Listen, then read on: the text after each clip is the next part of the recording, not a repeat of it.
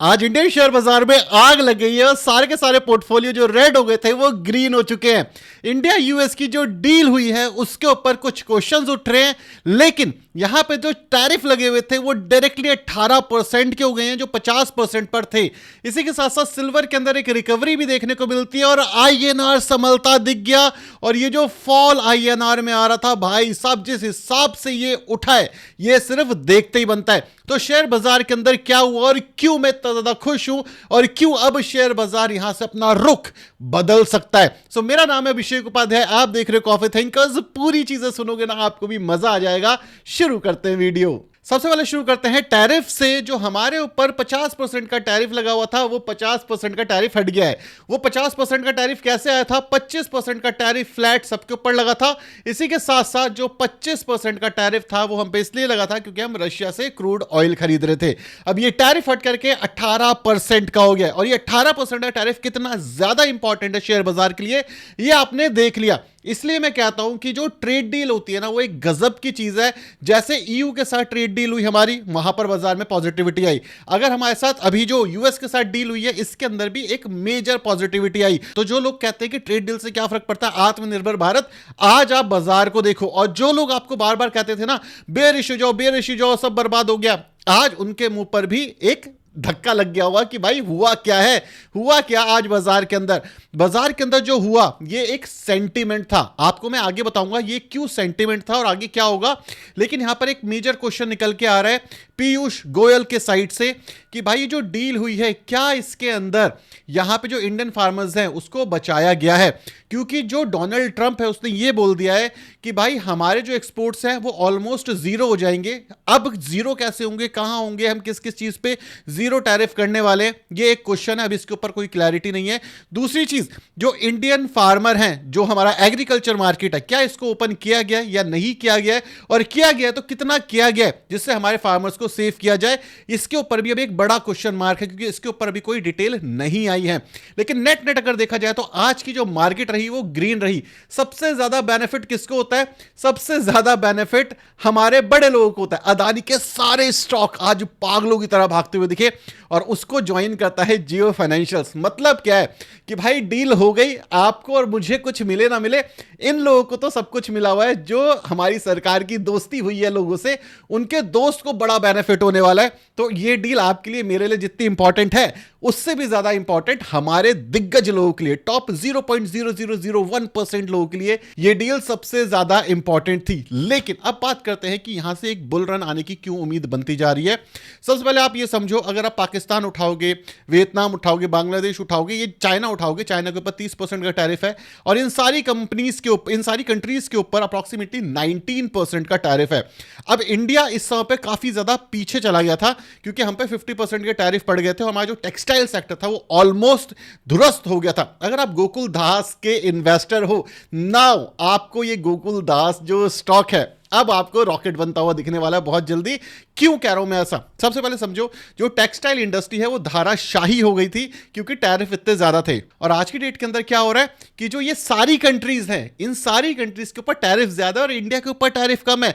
ये एक बहुत बड़ी जीत है इंडियन कॉन्टेक्स्ट के अंदर। तो जितनी भी टेक्सटाइल वाली कंपनीज हैं, अगर आप अभी तक टेक्सटाइल में इन्वेस्ट नहीं कर रहे थे तो भाई आप अब यहां पर अपॉर्चुनिटी को दराज सकते हो क्योंकि जो टेक्सटाइल के कॉन्ट्रैक्ट्स थे वो कैंसिल हो रहे थे। अब वापस से हम सस्ते हो गए हैं, सबसे ज्यादा सस्ते हो गए हैं। इसको देख करके तो भाई खुशी का ठिकाना नहीं है। लेकिन एक चीज जो आपको पता होनी चाहिए, क्या कल से स्टॉक मार्केट रॉकेट बन जाएगी? बिल्कुल नहीं। अगर आप ये सोच करके ना आज इन्वेस्ट कर रहे हो या कल जाकर के इन्वेस्ट करने वाले हो तो ऐसा नहीं होने वाला क्योंकि ये सेंटीमेंट है। सेंटीमेंट मार्केट में एक दिन चलता है, 2 दिन चलता है, ठीक है। उसके बाद मार्केट अपनी रियल वैल्यूएशन को तराशने रखता है कि कहां पर जाना है।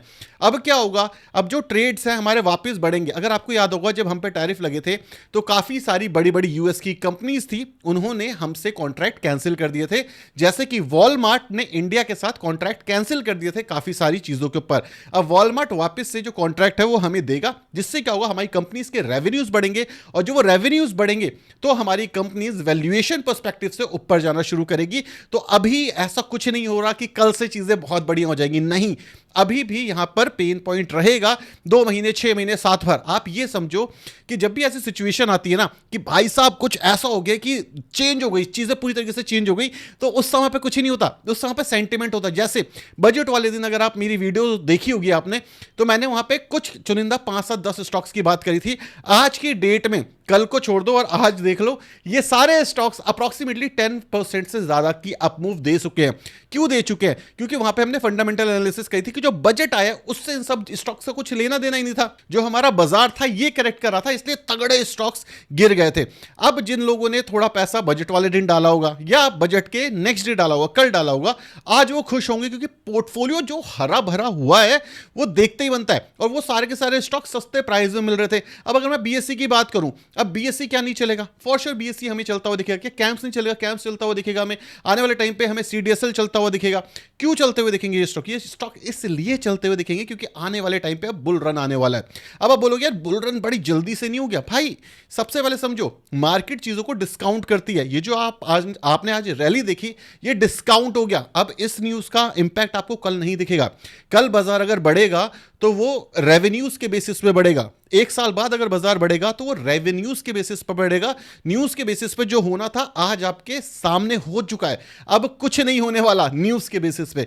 तो अगर आप अच्छे स्टॉक्स को तब खरीदते हो जब वो गिरे हुए हैं। क्यों गिरे हुए हैं? अगर न्यूज खराब आई है और उस स्टॉक के फंडामेंटल्स अच्छे हैं। अगर आप स्टॉक्स तब खरीदते हो जब न्यूज अच्छी आई है, स्टॉक 10% चल चुका है, आप कह रहे हो अब न्यूज से ये स्टॉक्स ऊपर जाएंगे, तब आपने गलती कर दी। क्यों? क्योंकि न्यूज का जो इंपैक्ट था वो हो गया, प्राइस इन हो गया स्टॉक मार्केट के अंदर। Stock market one of the best price in करने वाले सिस्टम के साथ चलती है कि जो न्यूज आई है आज बाजार खुलते ही प्राइस इन हो गया, दैट्स इट, आज का मामला आज खत्म। 2 दिन ज्यादा से ज्यादा और चल जाएगा, उसके बाद क्या होगा? उसके बाद बाजार वापस बैक टू नॉर्मल रेवेन्यूज के ही चलने वाला है। तो जिस कंपनी के रेवेन्यूज अच्छे आने वाले हैं वही कंपनी चलेगी। जिस कंपनी के रेवेन्यूज अच्छे नहीं आ रहे, अगर आप उसमें इन्वेस्ट कर रहे हो तो भाई वो कंपनी बहुत ज्यादा पिटते हुए दिखेगी।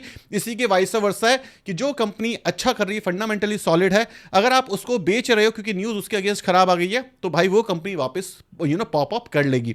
एक और बहुत बढ़िया न्यूज निकल करके आती है, वो क्या है कि जो सिल्वर है वो सपोर्ट लेकर के वापस रिकवर कर रहा है। अब जो मेरे सिल्वर और गोल्ड वाली सीरीज देख रहा होगा, क्योंकि मैं काफी सारी वीडियोस इस पे ऑलरेडी बना चुका हूं, उनको मैंने एक बहुत ही कॉमन सेंस वाली चीज बताई थी।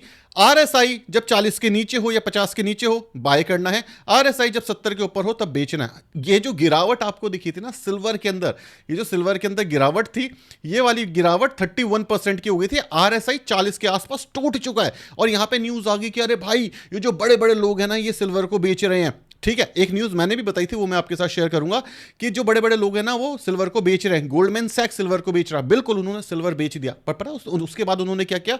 सिल्वर को फिजिकल डिलीवरी ले ली, पेपर सिल्वर को कन्वर्ट कर दिया फिजिकल डिलीवरी में। क्यों? क्योंकि फिजिकली सिल्वर इतना अवेलेबल ही नहीं है। ये जो गिरावट आपको दिख रही है, ये क्यों दिख रही है?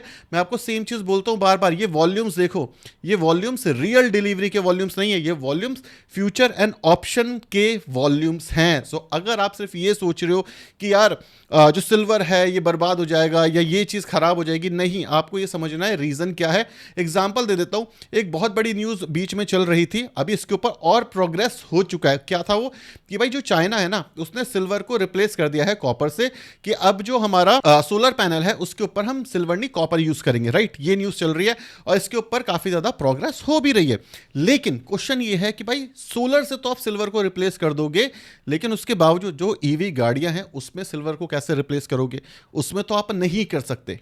ट्रू, ये चीज प्रैक्टिकल है और ये चीज होनी है। सिल्वर इतना महंगा होता जा रहा है कि जहां से सिल्वर को रिप्लेस किया जा सकता है वहां से सिल्वर को रिप्लेस करा जाएगा, क्योंकि सप्लाई लिमिटेड है और ये टोटली नॉर्मल है। इससे गिरावट आएगी सिल्वर में, लेकिन आपको ये समझना है कि भाई सिल्वर हो गया, गोल्ड हो गया, आप क्यों खरीद रहे हो? सिल्वर भाई आप 30% गिर गया, 30% बढ़ गया, अगर सिर्फ इसके लिए खरीद रहे हो तो आप बड़ा नुकसान करने वाले हो, क्योंकि मार्केट में सिल्वर नहीं है। अगर आप सिल्वर को इसलिए खरीद रहे हो कि भाई मैं इन्वेस्ट करना चाहता हूं अपने पोर्टफोलियो का 2%, 3%, 5% रखना चाहता हूं तब एक अच्छी बात है अगर आप एसआईपी करना चाहते हो। लेकिन अगर आप ये सोचो भाई मैं ऑल इन जाऊंगा, तो ये हार्ट अटैक दिलाने वाला एसेट क्लास है। ये ऐसा एसेट क्लास नहीं है कि आपको 2-3-4% से ज्यादा अपने पोर्टफोलियो में रखना चाहिए। आज ये रिकवर कर रहा है, मैं आज भी यही बोलूंगा। जब ये 200% अगर भाग जाता है, हाइपोथेटिकली 200% भाग जाता है, मैं तो भी ये बोलूंगा मैं ये रैली मिस करना पसंद करूंगा, लेकिन मैं अपने पैसे को बचाना भी पसंद करूंगा। जैसे वॉरेन बफे कहते हैं रूल नंबर 1 वो क्या है कि सबसे पहले अपने जो कैपिटल है उसको प्रोटेक्ट करो। रूल नंबर 2 जो पहला रूल नंबर है उसको अच्छे से याद रखो, ठीक है। तो ये चीज वो हमें बता रहे हैं कि भाई सिल्वर अच्छी बात है डिमांड बढ़ गई है, लेकिन पोर्टफोलियो का हिस्सा होना चाहिए, ओवरऑल पोर्टफोलियो का हिस्सा होना चाहिए, पूरा पोर्टफोलियो नहीं होना चाहिए। सेम चीज गोल्ड के साथ है। गोल्ड इस समय पे 10-12-15% के आसपास गिर गया था। गोल्ड रिकवर करेगा, क्यों रिकवर करेगा भाई? डिमांड ज्यादा है, de dollarization it's absolute, like ये होना ही होना है। ऐसा मैं क्यों कह रहा हूं? आज ही नहीं होगा, 2 साल बाद होगा, 5 साल बाद होगा, 10 साल बाद होगा, क्योंकि लोगों को झटका लग चुका है। चाहे आप ईयू की बात करोगे, यूरोपियन यूनियन की, उनको झटका लग चुका है, इंडिया को झटका लग चुका है, चाइना को झटका लग चुका है, ठीक है। अब कोई भी डॉलर पे वैसा भरोसा नहीं कर पाएगा। जब निक्सन आया था, निक्सन ने डी डॉलराइजेशन करी थी, उस सिचुएशन के अंदर भी ये चीज हुई थी और आज की डेट में भी ये चीज होने वाली है। अब जो बेस्ट चीज है, अब वो चीज सुनो, क्योंकि मैं इसलिए काफी ज्यादा एक्साइटेड हूं। मैं वीडियोस इसलिए नहीं बना रहा था क्योंकि पहले ना क्लैरिटी मिले, ठीक है। मैं अपनी रिसर्च कर रहा था कि इस डील से किसको फायदा होगा, किसको नुकसान होगा, और जब एक्चुअली प्रैक्टिकल चीज हो, जो हम ऑन ग्राउंड पे कर सकते हैं तभी फायदा, अदरवाइज कोई फायदा नहीं होता। सबसे पहली चीज एफआईआई की वापसी। ये जो आपको रुपया में एक अप मूव दिखा, 92 पहुंच गया था हमारा रुपया पर डॉलर के हिसाब से, आज गिरा है, आज रिकवर हुआ है हमारा रुपया। ये एक बहुत अच्छी न्यूज़ है। ये न्यूज़ क्यों अच्छी है? एक्सपोर्ट्स बढ़ेंगे। जो एक्सपोर्ट्स हमारे दबा करके गिरते जा रहे थे वो चीज़ कम होते हुए दिखेगी, मतलब हमारे एक्सपोर्ट बढ़ने वाले हैं। मतलब क्या है? रुपया स्ट्रांग होने वाला है। मतलब क्या है कि हमारा टूर एंड ट्रैवल जो है वो सस्ता होगा। इसी के साथ साथ जो हमारी जो कंपनीज हैं उनके रेवेन्यूज बढ़ेंगे। अब क्यों बढ़ेंगे? यूरोप के साथ एक डील साइन हो चुकी है, पहले बता दूं, अभी साइन हुई है, अभी डॉक्यूमेंट्स बनेंगे, उसके ऊपर अप्रूवल आएगा। ये सब होने में साल भर लगेगा। अभी जो हमारी ट्रेड डील हुई है इस पे भी डॉक्यूमेंट देखने पड़ेंगे, कब साइन होते हैं, कब अप्रूवल आता है, क्या क्या चीज़ें इसके अंदर पॉजिटिव है, क्या क्या चीज़ें इसके अंदर नेगेटिव है। उसके बाद ये बाजार उन सेक्टर को ऊपर लेके जाएगा। अभी आप याद रखना कि क्लैरिटी कहां पर नहीं है। क्लैरिटी नहीं है कि भाई अभी एग्रीकल्चर मार्केट को बचाया गया या नहीं बचाया गया। अगर एग्रीकल्चर मार्केट को नहीं बचाया गया होगा हमारी, तो आप ये मान लेना एक बहुत नेगेटिव न्यूज़ हो जाएगी इंडियन कॉन्टेक्स्ट में, और फिर ये बाजार थोड़ा सा गिरेगा। तो अभी अगर आप बाजार के अंदर इन्वेस्ट करना चाहते हो तो मेरे भाई थोड़ा सा संभल कर करो। एक अब अप मूव आने के चांसेस ना बहुत ज़्यादा बढ़ गए, रुपया गिर रहा है, और जिस वजह से एफआईआई इंडिया को बेच करके भाग रहे थे कि भाई इंडिया के अंदर चीज़ें खराब हो गई हैं, ट्रेड डील नहीं, एक्सपोर्ट ही नहीं हो पा रहे, रिटर्न्स ही नहीं बन रहे, वो चीज़ कम हो गई है। लेकिन क्या एक अमेजिंग बुल रन की उम्मीद है, मतलब अमेजिंग मतलब तोड़ करके चला जाएगा। जो निफ्टी है वो 50,000 क्रॉस कर देगा। देखो ऐसा नहीं होता। पहली चीज, एकदम से कुछ नहीं होने वाला। It takes time, like at least 1 year.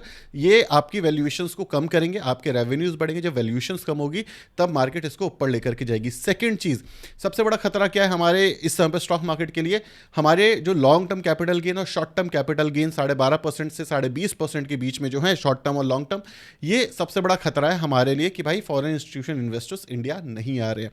अब सेकंड जो सबसे बड़ा खतरा था कि हमारे एक्सपोर्ट गिर रहे थे, वो खत्म हो चुका है। और जब तक ये जो लॉन्ग टर्म और शॉर्ट टर्म है ये नहीं जाएगा, तब तक एफआईआई बहुत तेजी से वापस आए, इसकी उम्मीद हमें कम रखनी पड़ेगी। तीसरी चीज वैल्यूएशन हम सेकंड हाईएस्ट वैल्यूएशन के ऊपर है। अगर मैं एशिया की बात करूं तो अगर हमारी जो ग्रोथ है वो वापस नहीं आती तो थोड़ा सा दिक्कत होने वाला है। इसके कुछ की ट्रिगर पॉइंट्स क्या होने वाले हैं? सबसे पहली चीज हमारा रेट कट आएगा तो बैंक्स तो भागने ही वाले हैं, तो ये हमारे लिए की ट्रिगर पॉइंट्स होने वाला है। इसके ऊपर आपकी नजरें होनी चाहिए।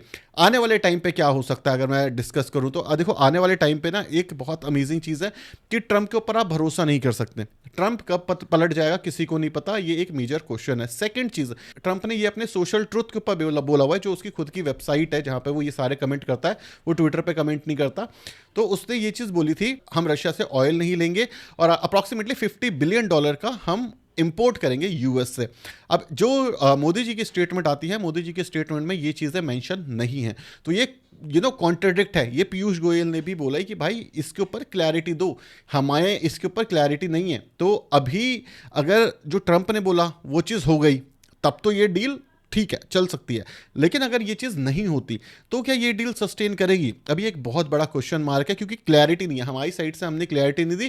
ट्रंप ने अपनी एक्सपेक्टेशन सामने रख दी है कि भाई ऐसा होने वाला है। अगर ऐसा हो जाता है तो इंडियन मार्केट कैसे रिएक्ट करेगी, ये भी क्वेश्चन, बहुत बड़ा क्वेश्चन है इस समय पे।